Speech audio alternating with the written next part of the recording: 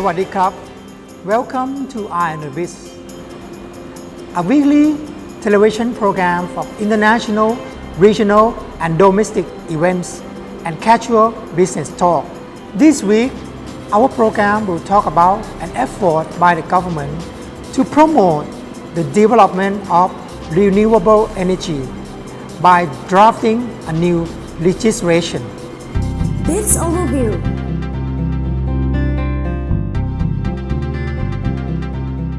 This is quite a timely topic, as finding new sources of energy is certainly a key issue in Thailand for the years to come. As we all know that sources of fossil-based fuel are depleting and have also become more and more costly. Recently, I on a Biz visited two factories that generate electricity from renewable energy in Thailand. One is a wind farm operated by Wind Energy Holding, which is the largest commercial wind farm in Southeast Asia. The project is located at Ampher Daan Khun Thot, Nakhon Ratchasima Province of Korat. This is also the first project to use wind energy to generate electricity in Thailand. The project has already erected 90 wind turbines, which in combination can generate 207 megawatts of electricity. Or in other words, the entire population of Nakhon Ratchasima will be able to consume electricity for half a year without having to rely on any other source of power. The electricity generated is entirely sold to the Electricity Generating Authority of Thailand, or EGAT, the state enterprise that still controls power distribution in the country. Wind is one of the cleanest energy, as it absolutely emits no carbon dioxide. But currently in Thailand, its production cost is still considerably higher than fossil-based fuels. However, the cost of wind energy is still cheaper than solar. Another project that I on a Biz visited recently was located in Lopburi Province. A Plus Power Company Limited is trying to generate electricity from a process known as biomass gasification. The company grows acacia, a fast-growing tree, to burn it in reactor to get biomass to run generators. It takes only 14 months for the tree to grow to be ready for its first logging. Workers will cut it into logs, which then will be processed into wood chips. These wood chips will be fed into reactor in burning them to get the gas. The gas will go through process of cleaning before using it to drive generators.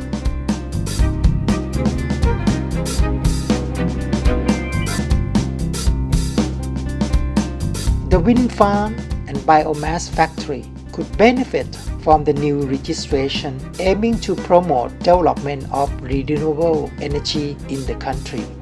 The Thai government aims to have 25% of the energy consumed in Thailand coming from renewable energy in the year 2021. One of the measures could be to make it mandatory for major consumers of fossil fuel to use certain proportion of the energy in renewable energy.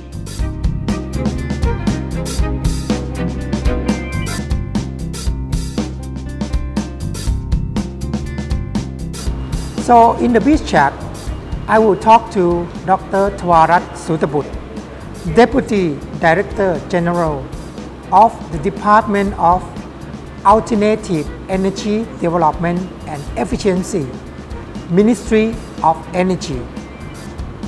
Then I will talk to Mr. Heman Mandel, Senior Energy Specialist of the International Finance Corps.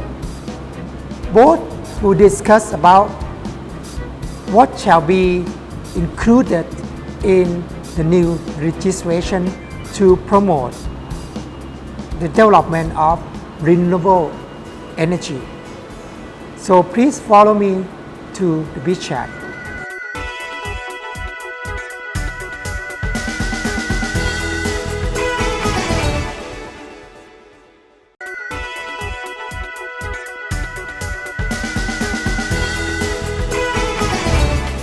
Biz Chat. Hello, Dr. Tawalat. Thanks for joining Eye on the Biz program again. Yeah. Our program heard that the Ministry of Energy is thinking about drafting a new legislation to promote the development of alternative energy in Thailand. Why do we need such a new legislation? Well, we are on process to make a study to draft the first draft ever of the dedicated renewable energy law in Thailand. The reason that we need this type of law because right now the promotion of renewable energy in Thailand we depends on too many law or legislations in which some of those could be contradictory. Some say yes, some may say no in certain area. So it seems to me that we need a kind of a harmonization methodology into that fit into a dedicated law to make sure that the promotion of renewable energy could be unified and could be pushed forward in the same direction. We have found out that many countries that try to promote renewable energy in the world has a dedicated renewable energy law, including Malaysia, Germany, Japan, even in United States. So I guess we probably need to look at this matter quite seriously. The matter is not to gaining more power, but the new act is looking into harmonization of the law, as well as to filling some gap to make sure that a certain sector could be benefit from renewable energy. For example, right now our law doesn't cover the incentives program to include the renewable energy at the community level or the household levels.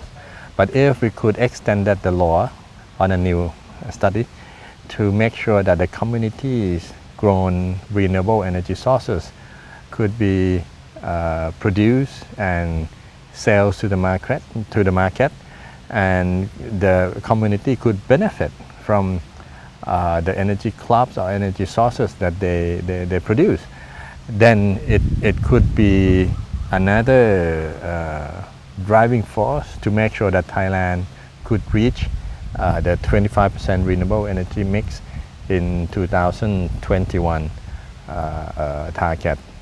Apart from trying to harmonize the different legislation that we have now, what will be the other key components of this new draft?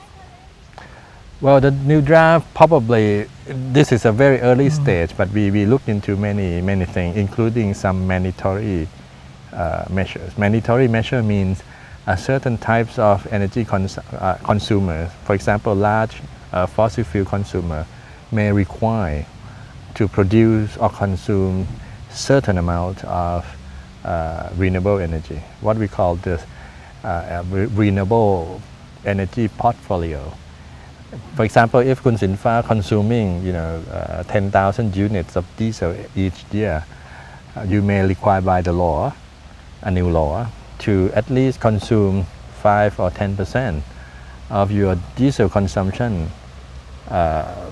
based on alternative energy? Yes, exactly. That types of measure is not no existent right now. So this is another way that we probably look into this matter more seriously and probably could help put into the legislation. For example, if the house owner that rich people could build big house. And those big house may be obligated by the law to put up the PV on the rooftop. So there might be some kind of this mandatory measures that need to be put in place to make sure that certain type of the sector in the society are obligated by law to produce or consume renewable energy. But also we would like to look into another mechanism to protect or incentivize a certain sector to make sure that they has ability to produce or consume renewable energy as well, such as the community levels energy facilities. So it could be possible that this new law will have certain enforcements on energy use in Thailand to use energy more efficiently and probably also turn to certain source of alternative energy. Well, the focus is on the alternative energy, but not on energy efficiency, in which we already have the law. But the mandatory measures probably look at the large energy consumers and then obligate them to be part of the renewable energy production chain or consumption chain. Won't it also look into the prospects of provide incentive to industry which want to produce alternative energy in Thailand? The incentive of the industry program is already exist right at the moment, but it comes from different law, many laws. But in the new study that we are doing now, we try to harmonize them, and also to extend those incentives into SME sector as well as the community level sector. So what is the status now of this drafting process? We got the consultant, we got the experts, we got some help from the World Bank, the IFC to give us some input. We learned many prototypes from some countries. We think that we could come up with an idea within the next 6 months. Is there any particular country that we look as a model? Germany is by far the leaders of the renewable energy promotion, and they have at least two dedicated legislation dedicated for promotion of renewable energy. So we look at the way that Germany are doing, but also try to put some Asian context by looking into some legislation that drafted by the Malaysians and the Japanese. So with this new law, you can hope that the industry of the alternative energy in Thailand will be going be fast, booming, yes. going faster. We hope so. Okay. Thank you very much, Dr. Tawarat. Thanks for joining our program and hope to talk to you again very soon. ขอบคุณครับ ขอบคุณครับ สวัสดีครับ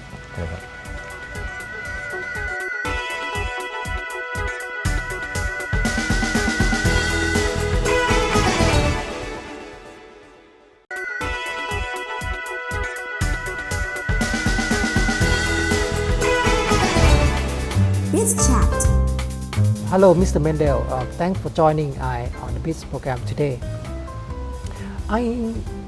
I heard that IFC probably will be thinking about working with the Thai government on drafting a new legislation on the development of alternative energy in the country. Why do you think that such a new legislation is needed here? Well, Kunsimpa, first of all, thank you very much for having me over. It's a very interesting question.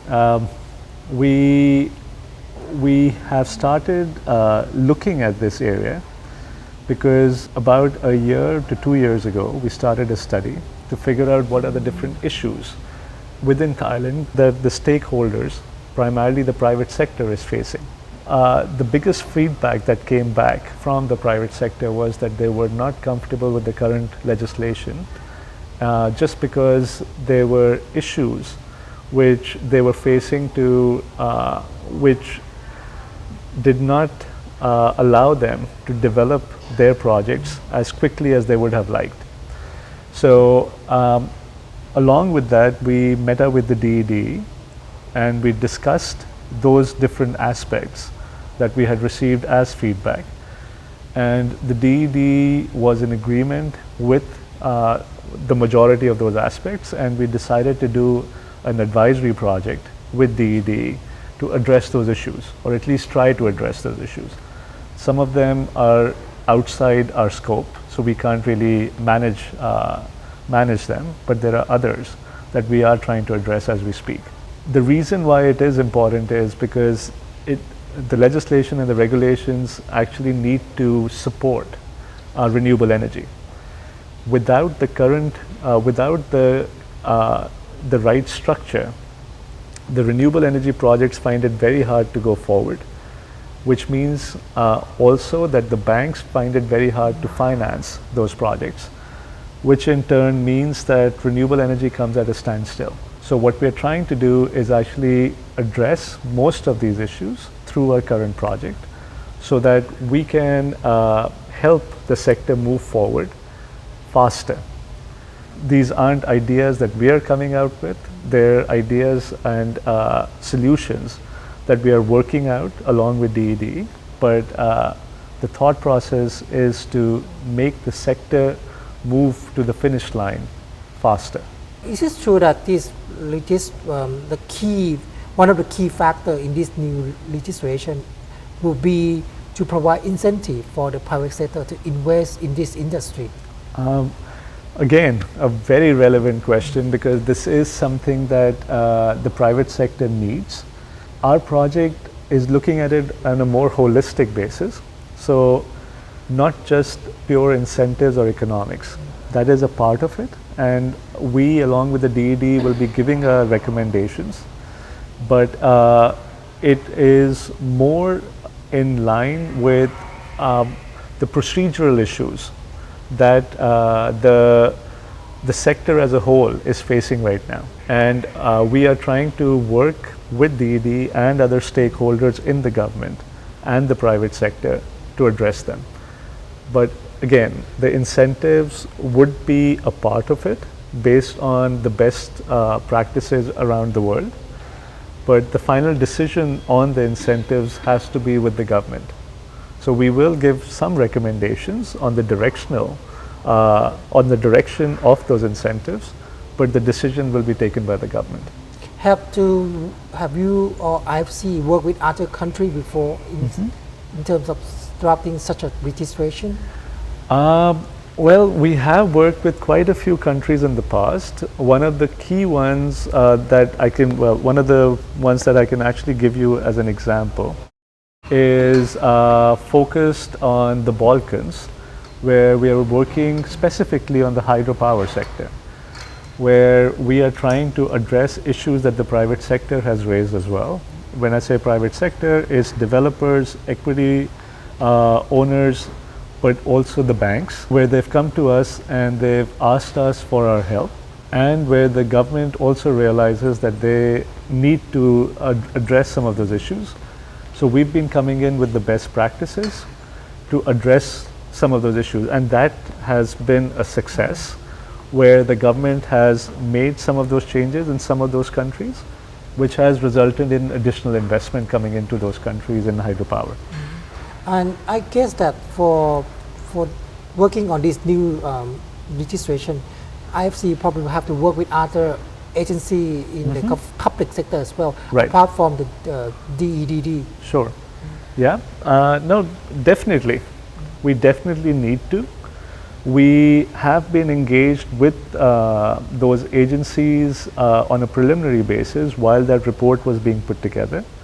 But along with the DED, we will now start reaching out to those agencies so that all of us can sit around a table and discuss these issues as soon as we have the preliminary findings from the work that we are putting together. So can you share with us a bit what will be the next step from now? Yeah. So currently, well, case in point, we were together at the largest wind farm that's been put together. And as I remember it, was the largest wind farm in Southeast Asia. And the feedback that we got from the developers of that wind farm would, of course, go into our assessment of the regulatory issues. and we will be engaging with a lot of different stakeholders on a one-on-one basis, but also on a larger forum, in a larger forum. But in parallel, we will also be getting a consortium of both international and local entities to work with us to address these issues and come up with their suggestions in the near future. And as we get that team together, we will start focusing on the areas that I've just outlined. So once we have a recommendation, we can actually engage with the different stakeholders in the government and with the private sector to get their feedback again. So it'll be a feedback loop that should hopefully evolve the regulations to a point where they are robust enough and where they work for the private sector as well as the government. Have IFC have a timeline, or does the Thai government has a timeline for such a draft? From IFC's perspective, we are looking at this project as a 2 to 3 year project, and of course this is being done with the DED, so we have the same mindset around this project. Some of the components of this project might need to be addressed sooner rather than later, and we will be working on them as we go further along. With this new registration project in the pipeline, would that mean you're going to have to visit Thailand and the DED more often? Well, honestly, I love Thailand, so it will be a pleasure to keep on coming back here. And of course, I am planning to do that in the near future. Thank you very much, Mr. Mendel, for joining Eye on the Biz. I hope to see you again very soon. Yeah. Look forward to it. Thank you very much. You can see that the new registration could be an important route in promoting the use of renewable energy in Thailand.